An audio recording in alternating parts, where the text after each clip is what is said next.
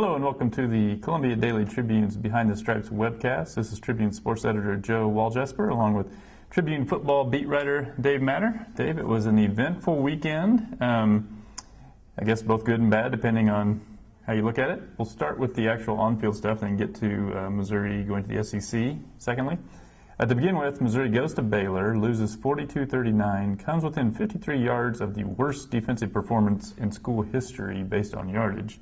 And I can say I wasn't there for that 1986 game against Oklahoma, but it seems like it would have been hard to top how inept they were on defense in this game. This is a team last year that shut out 3 Big 12 opponents, I think allowed an average of 16 points a game. What has happened to this defense? It's a great question. I'm sure Dave Steckel is wondering the same thing. They lost some pretty good players. 3 guys that are playing in the NFL right now. Aldon Smith, who didn't have a great year last year because he was hurt, but still was an impact guy. Andrew Gatchkar is a guy I think they miss a lot. He was just a very solid linebacker that made a lot of impact plays. Kevin Rutland was a really good cornerback for Missouri. Not an all Big 12 guy, but just a solid veteran. And right now I think they're getting a lot of good play from E.J. Gaines at that position. But overall, you just don't see really solid team play where every week it's a different guy coming up big and contributing to a defense that is good in the red zone, comes up with timely plays. They're just kind of all over the place. There's a couple guys that are having nice years. Dominique Hamilton's doing some good things. Sheldon Richardson lately, Gaines I mentioned. But you're just not seeing it come together. And, it showed the other night. It's one thing to give up a lot of passing yards to Robert Griffin. He does that to a lot of defenses. It's the fact that Baylor's running game was so effective and pretty efficient, too. They didn't run it very often, but they got a lot of big plays out of it. Kenja Jackson, Missouri strong safety, told me on Monday, he said, to be honest, when they went into that game, they weren't worried about Baylor's running game at all, and it showed because Yanaway had some big runs on them, and that they kind of got some distance on Missouri there in the second half with the run. Yeah, last year, they would give up their yards, but then they would kind of made teams earn it. This previous game, they gave up an 80-yard run, a 38-yard run, a 68-yard pass. Those were the plays that killed them. They're not getting very good safety play. I don't think that's any mystery. Yeah. Like you said, Gaines is a good corner, but they're not doing great on the other side. I think Andrew Wilson's had a pretty good year at linebacker, but you're not seeing, a guy who there was a lot of talk about Xavier Gooden before the season. He tends to be fairly invisible. I think he's a great athlete, but we haven't really seen him develop into just an instinctive football player yet, I don't think. Yeah. For a guy who's that good an athlete, you would expect him to have more impact. And, I think you are starting to see a little more out of Sheldon Richardson, but he's a guy that I think brings it about half the snaps. He's not a consistent player at all. He can be dominating when he wants to be, but that's not quite often enough, I don't think. So it's a defense that's kind of a mess, and it's kind of a bad time to be a mess because you're in a year when offenses are really, really good in the Big 12. So with all that being said, now they face a Texas team, another good offense, a good running offense, and this is, to me, is almost sort of a last chance to make something worthwhile out of this season because, the last 2 games are going to be noteworthy only if you lose them. You're playing at home against Texas Tech, which is struggling, and you're playing against Kansas, the worst team in the league in Kansas City.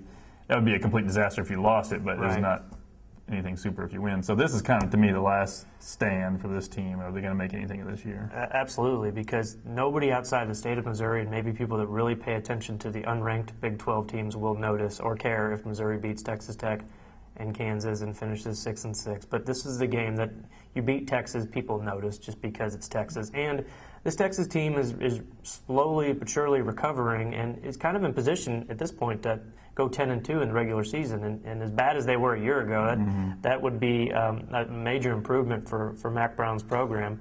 And like you said, they're running it really well right now. I think they lead the country in time of possession. They're kind of doing what K-State does to a degree with better athletes. On the other hand, their last 2 games that have been really impressive are these big last 2 wins have been against these 2 teams we just mentioned that Missouri has next, Kansas and Texas Tech, arguably the 2 worst teams in the league. So, maybe Texas isn't as good as it's looked the last 2 weeks, but with that being said, Missouri's never beaten Texas under Gary Pinkel. They need a win now more than ever, and this is a chance to gain a little bit of respect nationally, and especially with all the SEC stuff going on lately. So we'll see if they're up to it. And it's also, Gary Pinkel's this is the one team he's never beaten. for a lot of these players, there's a third of their roster is from Texas. This is not just another game, and you add into it would Missouri be going to the SEC if not for Texas? No, they wouldn't be. I mean, right. that was all downplayed at Missouri's media day, but I mean that's there. And I'm not saying it's necessarily. I mean, Texas all along was doing what it had to do. Missouri's doing. I mean, nobody's a good guy or has the moral high ground in this whole conference realignment. But I think from Missouri's point of view, the Big 12 would still be a 12-team league with all the original members if Texas was willing to give a little. So that's all kind of the backstory to this game, and which would make it more sweet if Missouri were to win. Right, absolutely. All right, now the SEC. The reaction we've been getting all throughout this process, which to me is a bit short-sighted, is this. Why is Missouri going to the SEC? Because, they're having a bad year in football, they can't win in the Big 12, why do they think they can do it there? Which to me misses the point, which is that the decision A is not about who has the best football team, at least who has the best football team this year. The SEC wanted Missouri because it's a populous state where they can improve their TV contracts, and that's the reason, which for some reason people don't see. But anyway, let's talk about the short-term implications of this move to the SEC. Next year, say, Missouri is now going to be in the SEC Eastern Division. How well do they stack up over there, you think? I think they can compete right away, and part of that thinking is based on the fact that this season is, if we believe that this season is more an exception to Missouri's progress rather than the start of a bad trend. If you look at the 4 previous seasons and seeing the program that Gary Pinkel has built, then I think, they can be competitive because the East isn't very good right now. Florida and Tennessee are down, rebuilding under young head coaches that might not last a long time down there if this kind of season continues. Georgia and South Carolina are good programs, but I don't think we say they're nationally elite. I mean, I think they're beatable if they come play in Columbia, Missouri, that is. Vanderbilt and Kentucky, they're not very good. Can they lose? Can they beat Missouri? Sure, but I think Missouri's a better program over the course of the last 10 years or so. So you're playing them. I think Missouri can do okay against that group. Then you play 2 teams from the Western Division, your cross-division rival, which we don't know who it's going to be for sure, but all signs point to probably being Texas A&M. Well, that's the one team we know Missouri can beat because they've beaten them 5 of the last 6 times. And then you rotate one of the other 6 teams from that division, which means you're never going to play LSU and Alabama in the same year. Throw Arkansas in there too, another top 10 team. So, I don't think it's as difficult necessarily as what Missouri's facing right now in the current Big 12. When you've got, 4 nationally ranked teams that you're going to have to face every year if they would stay in this league, which we know they're not going to do. 2 top 10 teams in Oklahoma and Oklahoma State, and a very good K-State team, and Texas too. So it's no harder for sure in the immediate, if we're talking very short-sighted, like you said. In fact, I think it might actually be easier, and as long as Missouri doesn't continue to have a huge drop-off from the program that we saw take shape over the last 5-6 years, then I think they can do okay. I mean, I don't think it's quite the sweet spot it was when Missouri had a Big 12 North to be in, because that was just ideal. Not only were you getting to play Iowa State, Kansas, K-State, and Colorado every year, but it was all geographically close, and the recruiting obviously was not going to be affected. So there are more wild cards as far as playing in the SEC East, and it's harder than the Big 12 North was. Sure. But I don't know that you could have a better situation given what the setup of the SEC is than to go to the East. Big question obviously now is, do you change how you recruit? Does it change how recruits see you? They've got 6 coaches now in the state of Texas. Do they have to change that and get some guys over to Florida and other parts of the Southeast? Gary Pinkel wasn't willing to talk about that yesterday for whatever reason. So that's something we will find out. But I think Missouri, even when you're talking about short term, they really can't afford to whiff on recruiting this year, because last year, both in terms of numbers and in terms of quality, it was just kind of a whole lot of nothing. And if you put 2 years like that back to back, you're looking at some long-term problems. So I think it's important that whatever bump they can get out of going to the SEC, they need to get this year, and certainly not to take a step back, not to lose kids because of the SEC. Sure. That would be, not a disaster, but that would be very detrimental to the long term, which is now what we're going to talk about. Is this, in 10 years, do you think we will be looking back on this and saying, this was the smartest move Missouri could have possibly made, or do you think they're going to look back and say, what a mistake? What reasons did you really have for going, and now you're stuck in this unwinnable situation? At this point, I'm leaning towards this being a pretty wise decision. For one thing, you absolutely know that in the SEC you're not going to have to worry about the things they've been worrying about the last 2 years with the instability, the uncertainty. You can plan things long term as far as your facilities and things that you invest a lot of money in.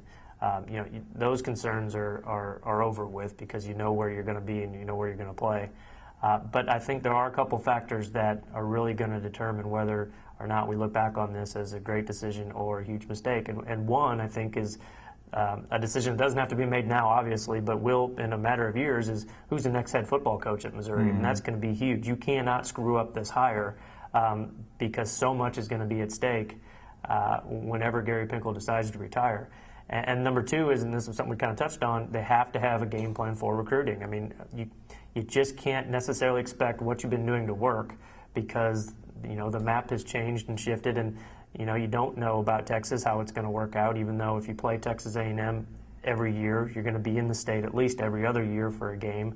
Is that enough to continue to, invest so much in that state? I don't know. Can you dip into the Gulf states and recruit Alabama, Louisiana, Mississippi, Florida a little bit more? Maybe. Josh Henson, offensive line coach, has experience down there.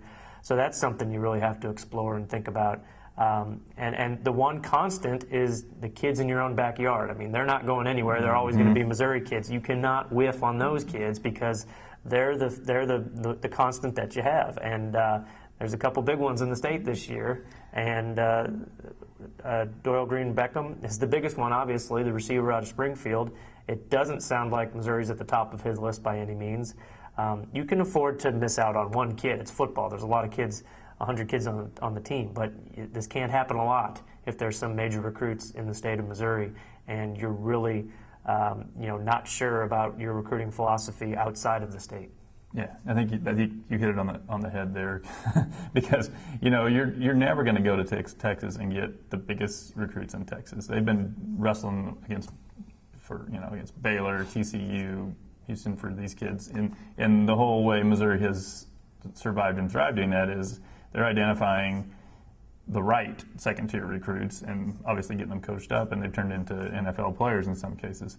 I don't know, to me, how wise it is to leave all that, leave the coaches, the relationships you forged down there, and then just pick everybody up and move them to completely new states. I mean, you're probably not even getting the second-tier kids right in those states. You're probably getting the third tier. Maybe you move one coach to Florida, but I don't know the wisdom of shifting someone to Alabama or Mississippi. I mean, I don't know that those people are going to have any interest in coming to play for Missouri. I think you're getting the kids that even Mississippi or Mississippi State doesn't want. Sure. So I don't know. I don't know that I would necessarily pick up. You might shift a little further from West Texas to East Texas. But like you said, I think the big issue really is you've got to lock down Missouri's borders even more than you have. He's done a good job of that, but this year maybe is an exception. But you really cannot afford to let, say Nick Saban or Les Miles waltz into St. Louis and pick the one kid he wants and walk out with it, because then you really are going to find yourself, I think, probably in the lower quarter to a third of the right. SEC. Because Missouri,